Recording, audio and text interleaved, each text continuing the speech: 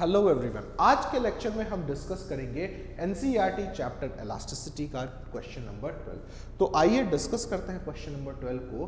बोला गया है compute the bulk modulus of water. Bulk modulus of water निकालना है। कुछ वैल्यूज गिवन है, जैसे इनिशियल वॉल्यूम 100.0 लीटर गिवन है, प्रेशर इंक्रीज 100 atm गिवन है, फाइनल वॉल्यूम गिवन है, बल्क मॉड्यूलस निकालना है। तो चलिए हम गिवन वैल्यूज पहले लिख लेते हैं। हमारे पास initial volume and final volume given है, तो हम इसे लिख सकते हैं V is equal to 100 atm, और आप क्या लिख सकते हैं V dash is equal to 100.5। Okay sorry, ये आपका V लिख रहे हैं हम, प्रेशर गिवन था, तो ये आपका क्या है 100.5। और यदि आप प्रेशर लिखना चाहेंगे तो प्रेशर 100 atm में है, जिसे आप चेंज कर सकते हैं 100 into 1.013 into 10 to the power 5, मतलब ये आ जाएगा 1.013 into 10 to the power 7 pascals. तो हमने गिवन वैल्यूज जो है वो यहाँ पर क्या कर लिया है, लिख लिया है, और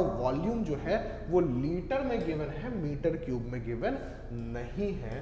तो हम यहाँ पे क्या कर सकते हैं, इसको अभी हम लीटर में ही रख रहे हैं, मीटर क्यूब में हम कन्वर्ट नहीं करते हैं अभी। ठीक है, हमें क्या निकालना है, बल्क मॉड्यूलस। तो बल्क मॉड्यूलस का जो फॉर्मूला है वो आपका क्या हो सकता है, वो आपका हो सकता है delta P upon delta V into V।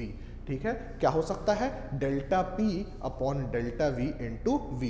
Volume को देखिए, हमने डेल्टा V नहीं पता है, तो हम डेल्टा V बोल सकते हैं V डैश माइनस V, और V डैश माइनस V जो होगा वो 0.5 होगा। तो आप डेल्टा P की वैल्यू डायरेक्ट यहाँ पे रख दीजिए, 1.013 into 10 to the power 7 by delta V की वैल्यू रखिएगा 0.5, और V देखिए V जो है वो V हमारा क्या है 100। तो ये वैल्यूज हमने यहां रख दिए। आप यहां पे एक क्वेश्चन पूछ सकते हैं कि सर हमने वॉल्यूम को जो है वो कन्वर्ट नहीं किया, हम मीटर क्यूब में रखना चाहिए था, लेकिन हमने वॉल्यूम को जो है वो मीटर क्यूब में कन्वर्ट नहीं किया, क्योंकि हमें पता था कि हमें इंडिविजुअल वॉल्यूम की जरूरत नहीं है, हमें delta V upon V ratio की जरूरत है, और डेल्टा V अपॉन V जो रेशियो होगा वो रेशियो क्या होगा, वो यूनिटलेस होगा, क्योंकि ये स्ट्रेन है और स्ट्रेन यूनिटलेस होता है, तो हमें कन्वर्ट करने की जरूरत यहां पर नहीं पड़ी। अगर आप इस वैल्यू को कैलकुलेट करेंगे तो ये आएगा 2.026 into 10 to the power 9 newton per metre square. ये आपका क्या आ गया, बल्क मॉड्यूलस आ गया, जो वैल्यूज थी उसके अनुसार। ठीक है, आइए इसके बाद बोला गया है compare the bulk modulus of water with that of air at constant temperature and explain why the ratio is so large। ठीक है, तो देखिए यहां पे हमने जो बल्क मॉड्यूलस वाटर का निकाला, आपको बोला जा रहा है bulk modulus water bye bulk modulus air कीजिए।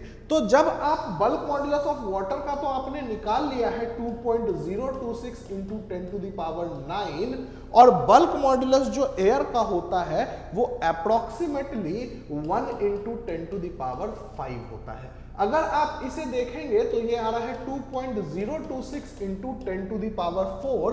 10 टू द पावर 4 जो है वो एक बहुत बड़ी वैल्यू है, या फिर आप नॉर्मली भी देखें तो ये रेशियो 20,000 के करीब आएगा। और ये रेशियो 20,000 क्यों है, तो देखिए बेसिकली आपको पता है कि बल्क मॉड्यूलस का जो रेसिप्रोकल होता है उसे हम क्या बोलते हैं, कंप्रेसिबिलिटी बोलते हैं। तो एयर की कंप्रेसिबिलिटी बहुत ज्यादा है और वाटर की कंप्रेसिबिलिटी बहुत कम है, इस कारण से इनके जो बल्क मॉड्यूलस का रेशियो है वो रेशियो क्या है, बहुत ज्यादा है। तो एक बेसिक सा क्वेश्चन था, हमें बल्क मॉड्यूलस जब तक निकालना था, लेकिन थोड़ा सा क्वेश्चन ये ट्रिकी हो गया। कब ट्रिकी हो गया, जब हमसे पूछ दिया गया कि ये रेशियो इतना ज्यादा क्यों है। ठीक है, तो ये रेशियो इतना ज्यादा इसलिए है क्योंकि एयर की कंप्रेसिबिलिटी और वाटर की कंप्रेसिबिलिटी में बहुत अंतर होता है। चलिए ये क्वेश्चन हमारा डिस्कस हो गया। अगले वीडियो में हम अगले क्वेश्चन के साथ